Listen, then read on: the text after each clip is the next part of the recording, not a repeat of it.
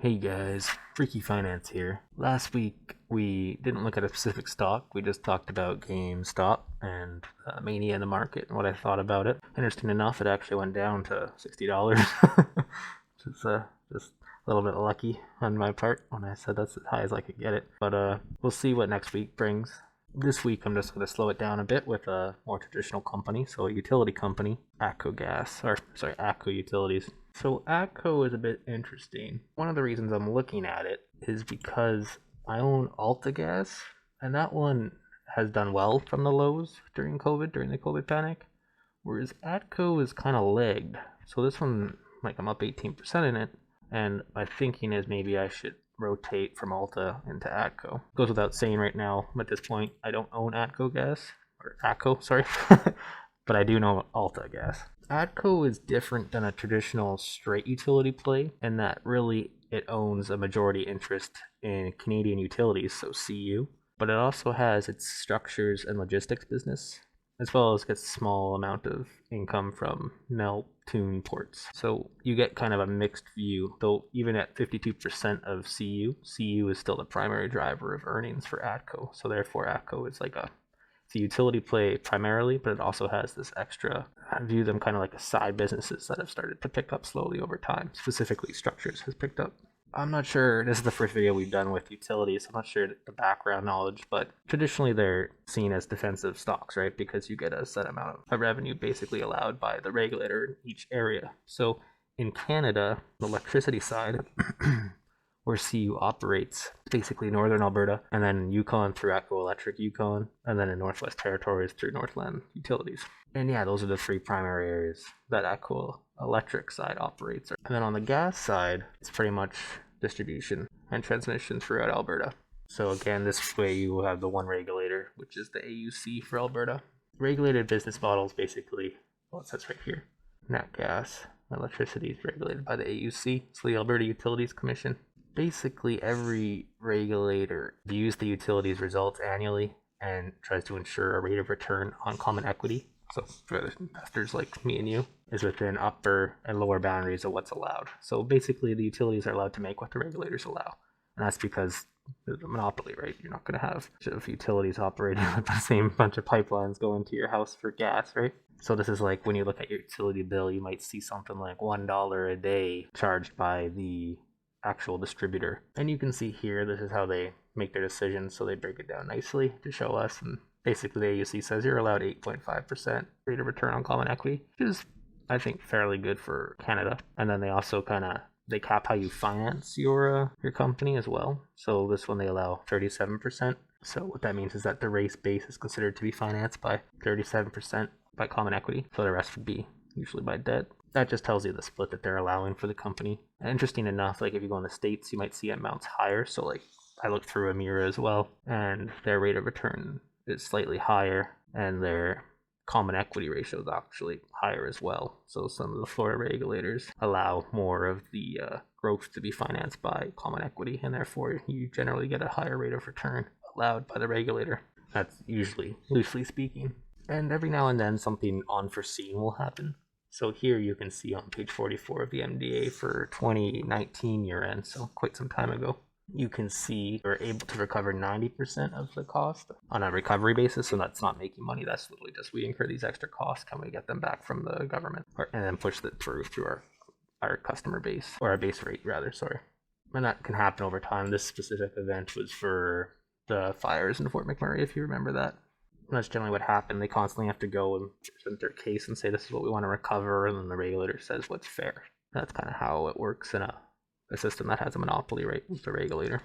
And then for the electricity side, they'll have these GTAs, which is really just making sure that ATCO is still getting enough return on common equity, and then at the same time protecting the interest of all the people in the area. So like all the Albertans for natural gas, they would make sure that they're not getting screwed by the one utility that services the area, right? That has all the underlying plumbing.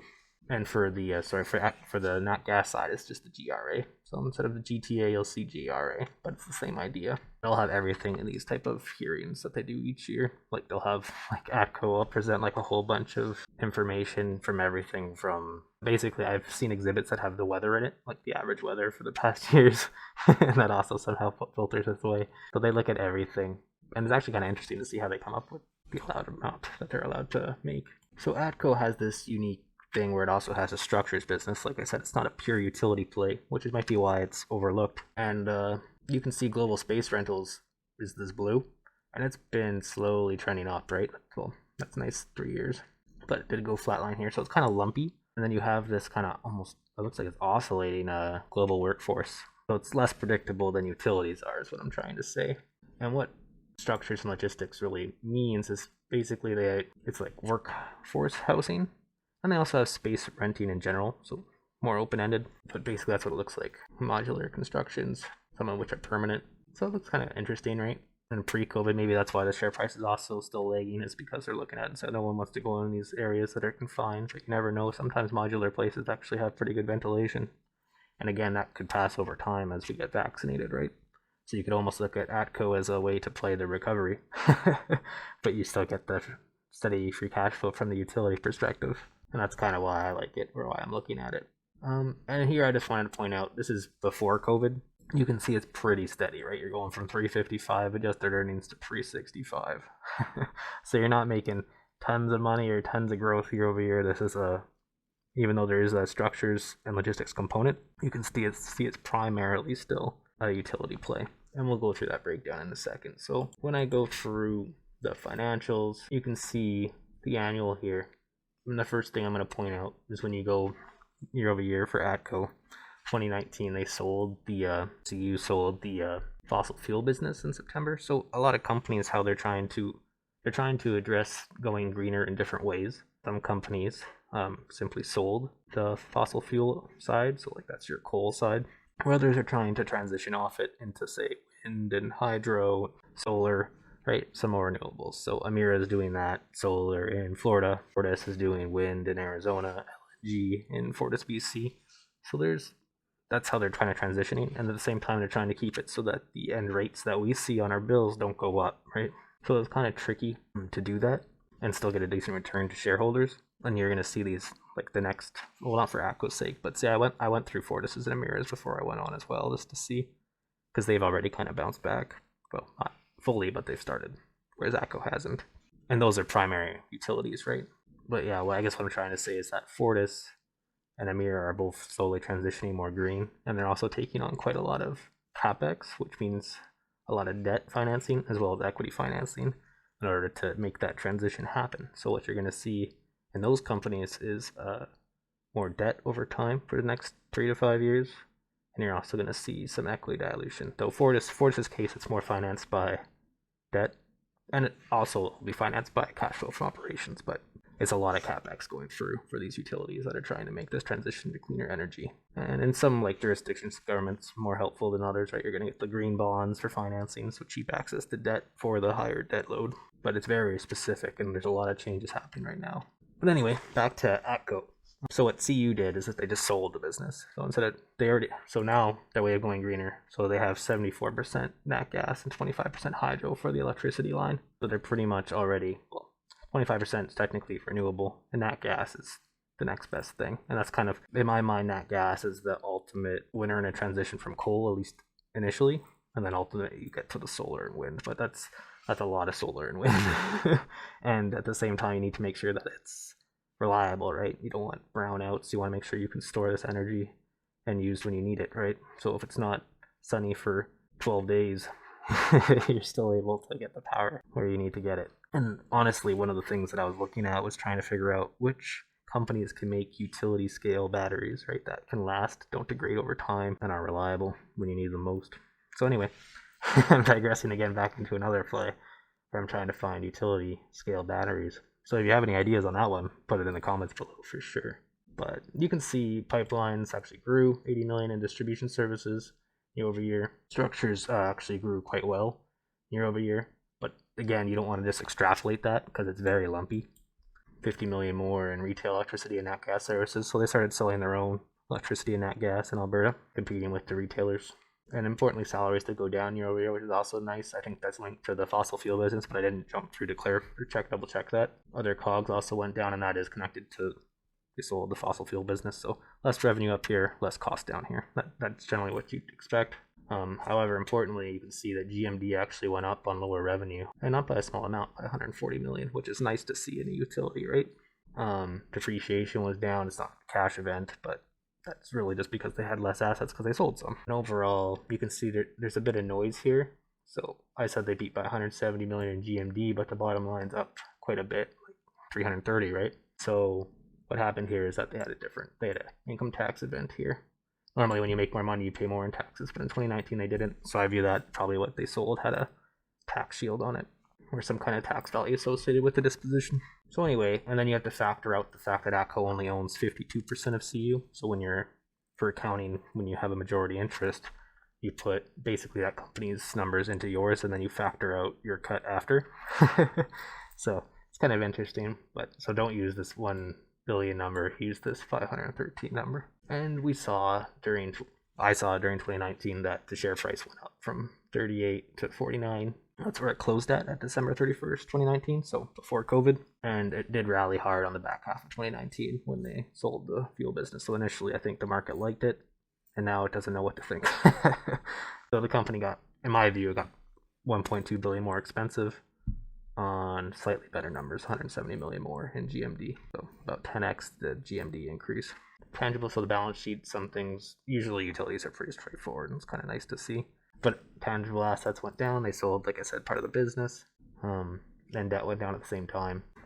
Probably sold the debt that's associated with that part of the business as well. That's all that really happened here. Total equity increases because retained earnings are positive. That's usually what happens in utilities over time. And you can see a lot of utilities will actually not, because CapEx is so high, they generally barely etch out to pay the dividends when you think about it. Like they'll have to finance this some way, right? Usually it's through debt. And then more importantly, the metrics. So we can see increased margin on lower revenue. And my question there is that sustainable with less coal, or is that just more of like an input cost? And then when I add back the tax delta, it looks good on PM, right? But however, the market knew that or anticipated that, and you could see that the PE, when I normalize out all the noise, actually increased, though it was still cheap on relative to last year. It doesn't look as good. And then from an EPS point of view, yes, it made more per share, but the market value increased 1.2 billion. So that's part of the game. On the quarterly side, so this is COVID numbers, you can see the utility side very, very flat and resilient. That's what you want to see. This is structured a little bit differently. I think ATCO did this just to see the effect of selling the fossil fuel business, or maybe that's just how they present their quarterly versus their annual.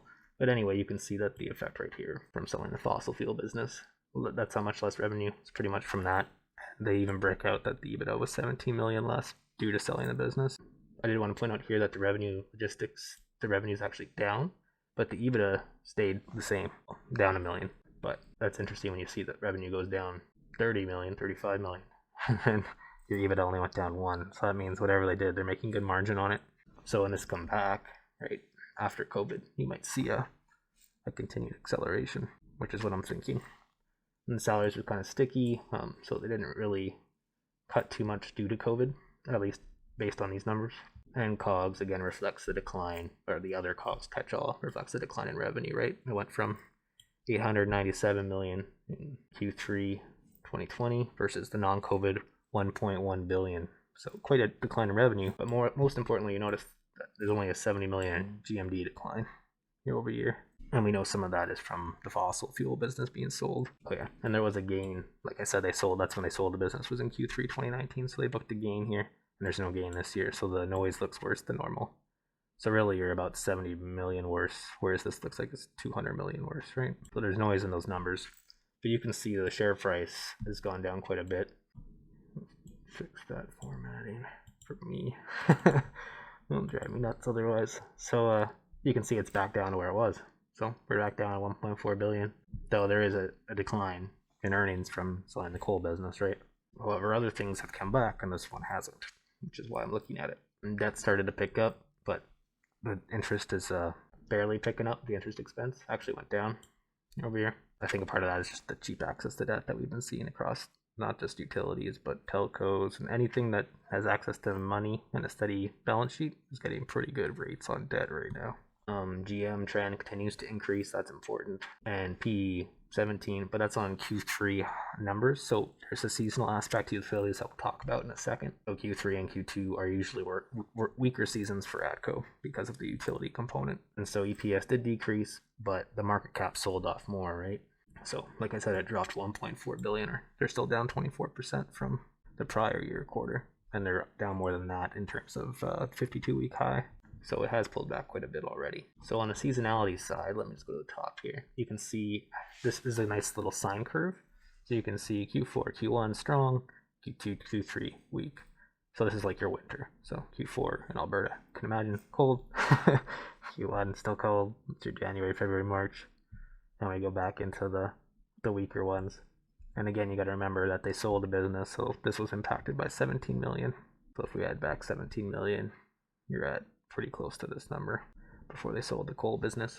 So therefore, if I try to normalize that other PE ratio, you're probably getting around 16, maybe even 15. Where other utilities are already back to 19 or 20. So the structures side, that's the lumpy side, but you can see the trend over time has been quite nice, right? Like that looks good to me, which means they're executing, or at least they have a product that people want, right? There's not just some kind of venture from their utility base. I think actually the Southern family, who Nancy Southern's the CEO of this company, I think they actually started in logistics and structures. Then they're just so successful enough that they were able to get a stake in CU, or they did something with Northwestern Utilities too, I think. But anyway, I was diving into it before I jumped on. So on the utility side is where you see the seasonal aspect, and here it is. So when we break out the earnings from the CU side, you can see that, yeah, that's the primary reason. So they're down 1 million versus where they were last year. Energy infrastructures, when they broke out, this is the fuel business and the Alberta power pool pricing. So what I'm thinking is the market thinks that ATCO is shrinking due to COVID, because it kind of, the seasonality aspect here kind of was at the same time the seasonality, right? You had Q2, that was your April, May, June, which is pretty bad for most companies. I feel like a lot of, I don't know, maybe people that are not familiar with the company are just like, oh my god, it looks way worse than it did. But really, it's fairly stable, especially the utility component, right? And you have an increasing structures component. Though, what I think they're not taking into account is this one, which is the business that they sold, right? So when you look back a year, you're like, oh yeah, it's a lot less than earnings. Well, yeah, because they sold their the fossil fuel side, right? To get greener instead of having to take on debt and finance it with equity and dilute the shareholders. They just decided to remove the problem and just go. Now they're at, what is it, 75% nat gas and 24% hydro. But yeah, you can see that's the primary effect, right? So they have a cleaner company because they sold it. So when I go through their Q3, this is the most important number right here.